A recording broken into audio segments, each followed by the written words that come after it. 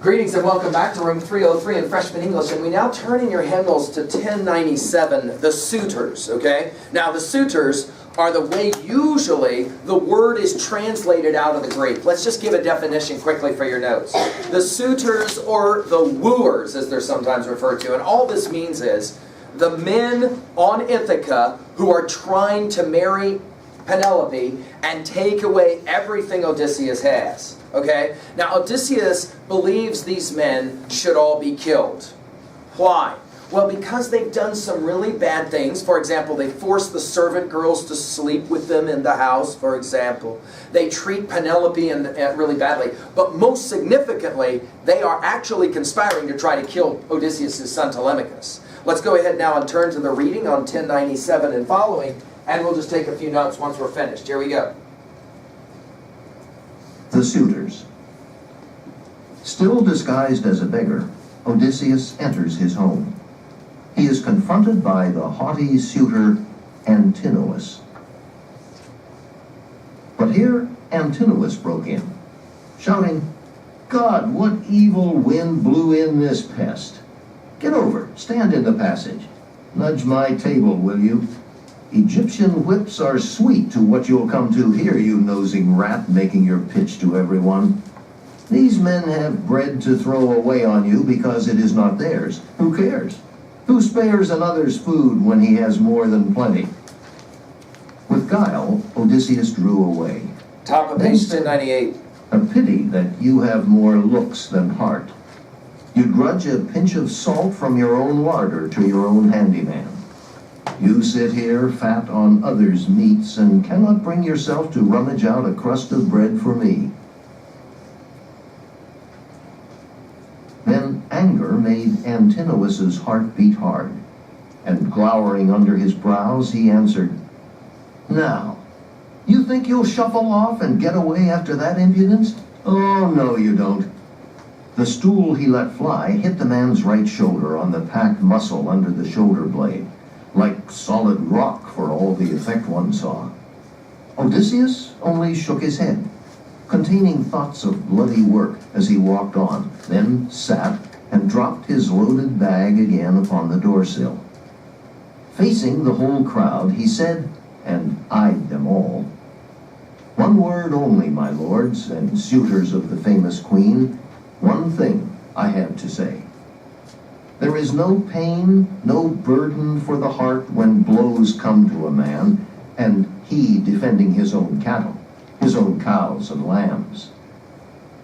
Here it was otherwise. Antinous hit me for being driven on by hunger. How many bitter seas men cross for hunger? If beggars interest the gods, if there are furies pent in the dark to avenge a poor man's wrong, then may Antinous meet his death before his wedding day." Then said Eupeithes' son, Antinous, "Enough. Eat and be quiet where you are, or shamble elsewhere, unless you want these lads to stop your mouth, pulling you by the heels or hands and feet over the whole floor till your back is peeled." Top of 1099. But now the rest were mortified, and someone spoke from the crowd of young bucks to rebuke him. "A poor show, that, hitting this famished tramp. Bad business if he happened to be a god. You know they go in foreign guise, the gods do, looking like strangers, turning up in towns and settlements to keep an eye on manners, good or bad." But at this notion, Antinous only shrugged. Telemachus, after the blow his father bore, sat still without a tear, though his heart felt the blow. Slowly, he shook his head from side to side, containing murderous thoughts. Penelope, on the higher level of her room, had heard the blow and knew who gave it. Now she murmured, "Would God you could be hit yourself, Antinous, hit by Apollo's bowshot." And Eurynome, Top of the 1100. housekeeper, put in, "He and no other? If all we pray for came to pass, not one would live till dawn." Her gentle mistress said, "Oh, Nan, they are a bad lot. They intend ruin for all of us. But Antinous appears a blacker-hearted hound than any. Here is a poor man come, a wanderer, driven by want to beg his bread, and everyone in hall gave bits to cram his bag, only Antinous threw a stool and banged his shoulder. So she described it, sitting in her chamber among her maids, while her true lord was eating. Then she called in the forester, and said, "Go to that man on my behalf, Eumaeus, and send him here so I can greet and question him. Abroad in the great world he may have heard rumors about Odysseus, may have known him." All right, let's pause now and come back. Again, put this in your notes because this is important. We are reading small little cuttings from the Odyssey. Homer will in fact build these kinds of events all the way through these final books of the Odyssey, where Odysseus is seriously maltreated by the suitors. Why? Well, by the time Odysseus and Telemachus get to Jack and these guys, Homer the poet wants to make sure you have no pity whatsoever for these guys. Antinous is, of course, the worst of them, and he's the most outspoken of them. Notice right away, then, that we will have the opening scene here on page 1097. He'll begin by asking, what evil wind blew in this pest, as he calls him, right? And then he says, you're not going to get any food here. You're a rat, he calls him. Of course, the ironies abound here, right? Because Odysseus is the one who owns all of Ithaca. It's his country, it's his kingdom, right? He treats the old man like garbage. Put it in your notes. A similar kind of treatment that Odysseus had to treat Argus. Right? Not necessarily mean, just ignoring, and yet, poor Argus, his heart fails him. Here, Odysseus' heart is inflamed, enraged. We're told, by the way, throughout these passages in the Odyssey that we don't have in our book, that Athena does this on purpose to make Odysseus more and more enraged. Of course, let's put a note to ourselves. Odysseus and Telemachus, they have to take this. They can't show that they're mad, right? So they just have to sit there and take it. By the way, notice the word at the top of 1098, guile. With guile, Odysseus drew away, right? Guile here means deceit, intelligence. In other words, dude, I'm going to put up with your garbage, Antinous, but don't worry, you're going to get payback. The way he says it, though, of course, is interesting. Odysseus says out loud to Antinous, notice at line 1221, you sit here fat on others' meat, obviously Odysseus' meat, and cannot bring yourself to rummage out a crust of bread from me, right? Antinous will say, I'm not interested in your impertinence. Then he throws a stool at the back of the old man. By the way, the minute the stool hits the back of the old man, we're told, the poet says, it's like throwing it against a huge boulder rock and he just shatters. But Antinous isn't smart enough to realize, whoa, that's an old man and he didn't show any pain when I threw a stool at him and it hit his shoulder and it shattered that stool. In other words, Antinous is unable to recognize he's messing with the wrong guy, right? Odysseus then speaks to all of them. And of course, this is loaded language, right? Think of it. The suitors are going to hear what he says, and they're going to be like, some old man, what do we care? But of course, we recognize he's actually saying it right out loud. Odysseus is. In other words, I'm home, and I'm about to jack you. He can say it because he's incognito. He says there is no pain, no burden for the heart when blows come to a man and he defending his own cattle. In other words, when it comes time for me to defend my castle, I will feel no pain. Then skip down. Antinous, he says, hit me for being driven on by hunger. How many, wow, look at this next line, brilliant line. How many bitter seas men cross for hunger? Of course, there's two kinds of hunger. There's physical hunger, and then there's, of course, the hunger to get home. And Odysseus is saying, I came a long ways to get home. I am very hungry. I'm not hungry for bread, but I am hungry. We'll call it revenge. This will be, of course, one of the great poems about sweet revenge. If beggars interest the gods, if there are furies penned in the dark to avenge a poor man's wrong, then may Antonius meet his death before his wedding day. The irony, of course, is what? Antonius is there. Why? Because he wants to marry Penelope. And, of course, Penelope is who? Odysseus' wife, right? In other words, I will jack you before you have any chance to marry my wife. Of course, he says it right to his face, right? Antinous will then tell him, enough, sit down, shut up, maybe we'll give you a little bit to eat. Notice, however, that several of the others will say, This is a bad show. I'm on page 1099 now, lines 255. You know, sometimes the gods come unawares.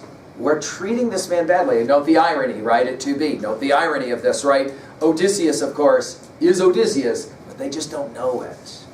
Telemachus, of course, he has to sit there, but containing murderous thoughts. Penelope hears about this, right? And she says in a prayer, I wish somebody would do something to that Antinous. He is a terrible god.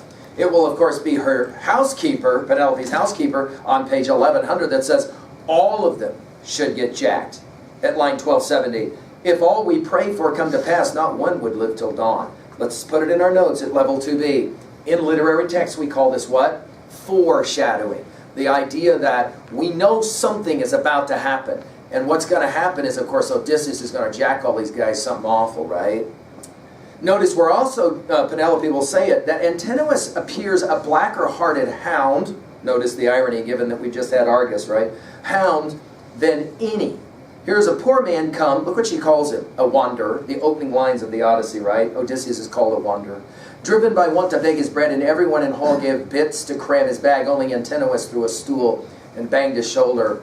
So she described it, sitting in her chamber among their maids, while her true lord was down below eating.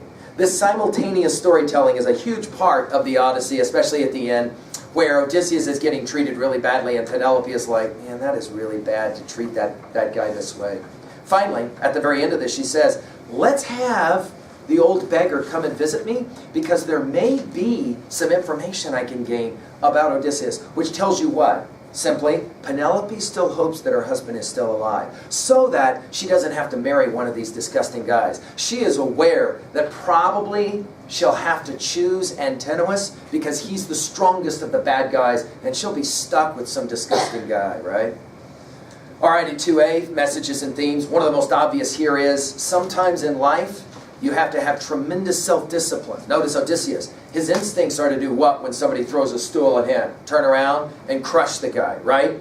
But he doesn't. He shows discipline, as does Telemachus as well, right? Of course, another obvious message here in a text like this is you should show respect to people who are older and to people who have less.